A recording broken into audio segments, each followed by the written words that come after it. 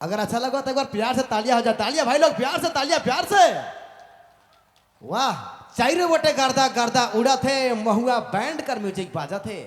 चलो फिर से एंजॉय करते हुए हमरे सब कोई ईद जतरा कर पावन अवसर में एकत्रित हुई। देखो जिंदगी में खाली परेशानी ही परेशानी है। कोई अपन जानी से परेशान है तो कोई मतवार मर्द से परेशान है। हर परेशानी के हमरे घर में छोड़ के खुशी मनाए ले, इंजॉय कर लिया ही। चलो खुशी मना इंजॉय करब, चिंता देवी जी कर आवाज के सुनब और आई जी वाला कार्यक्रम से आगे बढ़ाब। श्रीमती चिंता देवी जी फिर से उपस्थित हैं रौड़े कर पसंद वाला गीत के साथ। इनके बाद नितेश कच्छप जी आप तैयार रहेंगे एक गाना के बाद। नितेश कच्छप जी।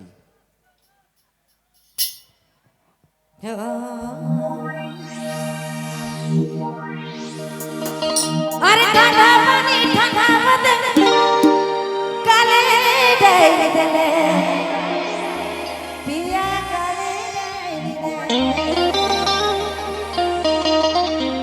अरे सुतल खटिया के तोली दले राजा तो है का तेरी दे